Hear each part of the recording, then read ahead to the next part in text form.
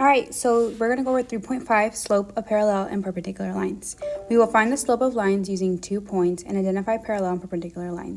Slope, the steepness of a line, commonly called rate of change,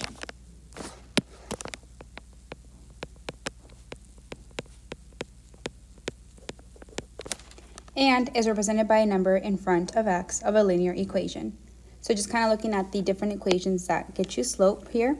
We have Rm, which is rise over run, or y2 minus y1 over x2 minus x1 for 2 points, x1, y1, and x2, y2, which is, again, just review from Algebra 1 and Algebra 2.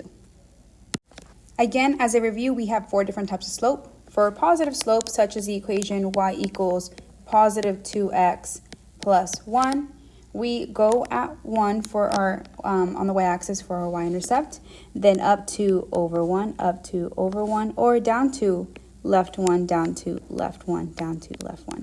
And we simply just connect those points, which gives us the positive slope. Now for a negative slope, such as the equation y is equal to negative 3x minus 2, again, slope is the number in front of your variable x.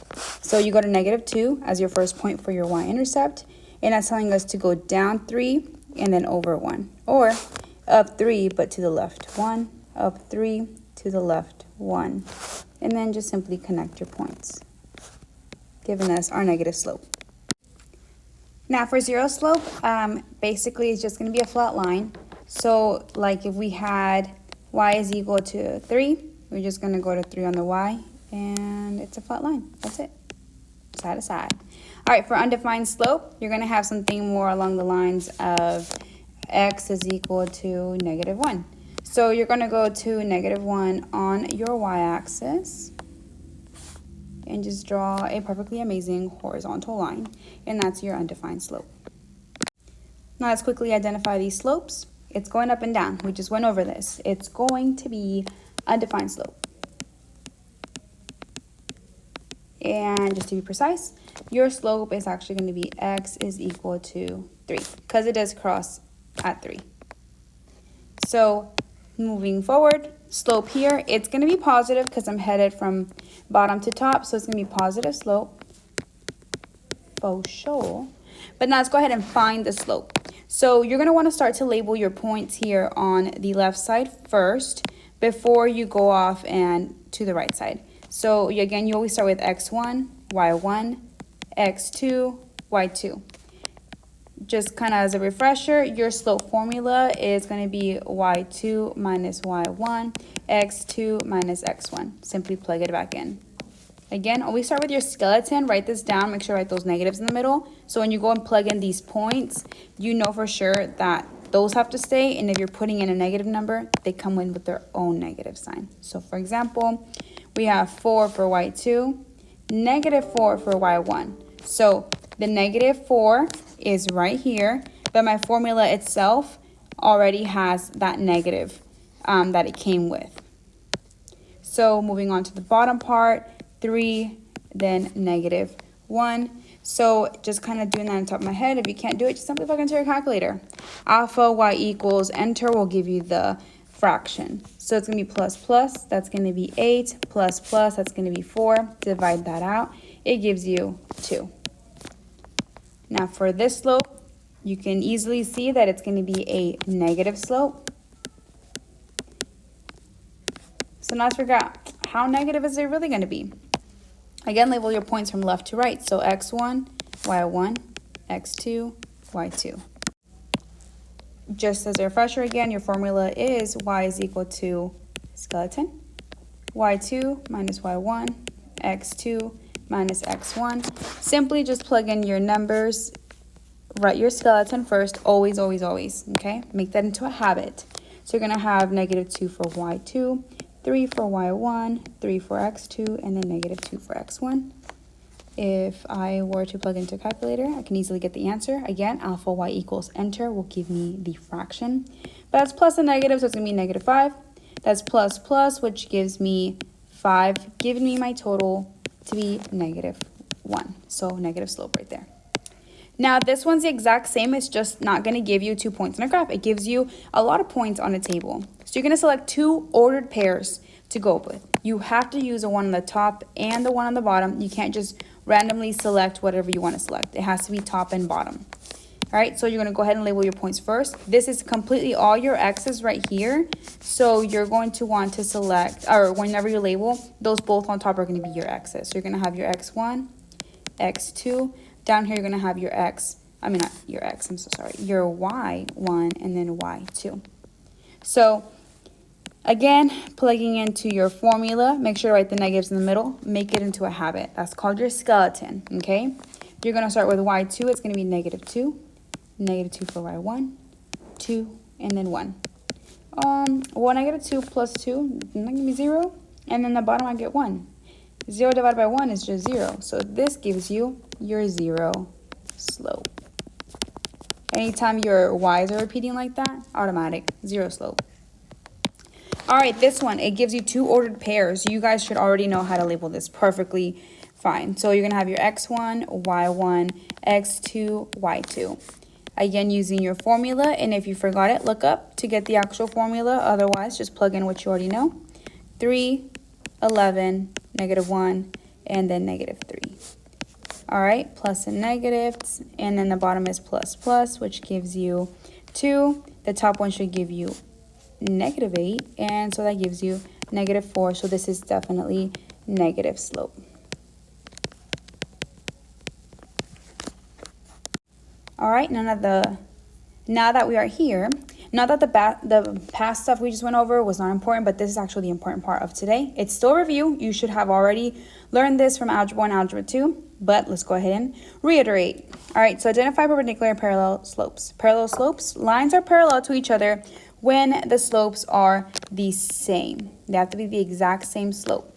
Perpendicular lines. Lines are perpendicular to each other when their slopes are opposite reciprocal. If I can't spell, I'm so sorry.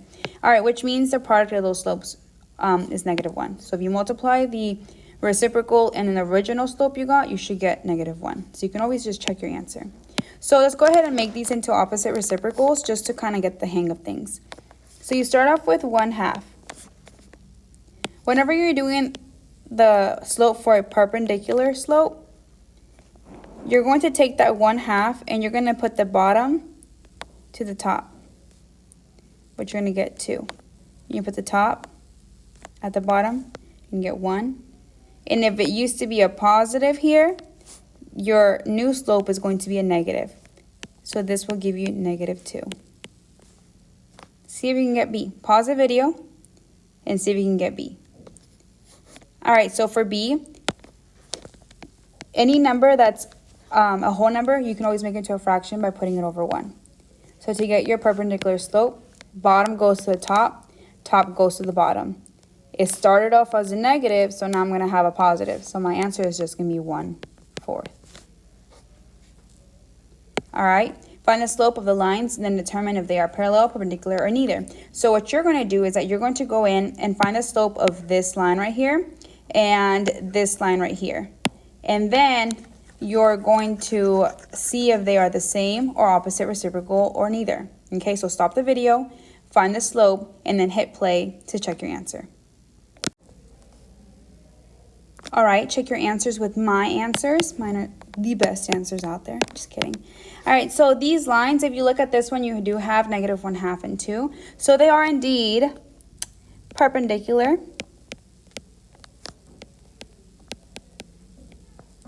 Because the slopes are opposite reciprocal.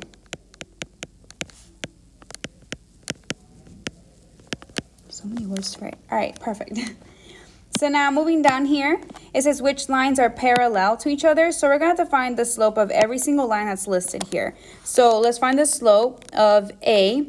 We can see A right here. Remember that the little variable right there, the little lowercase letter, labels the entire line A.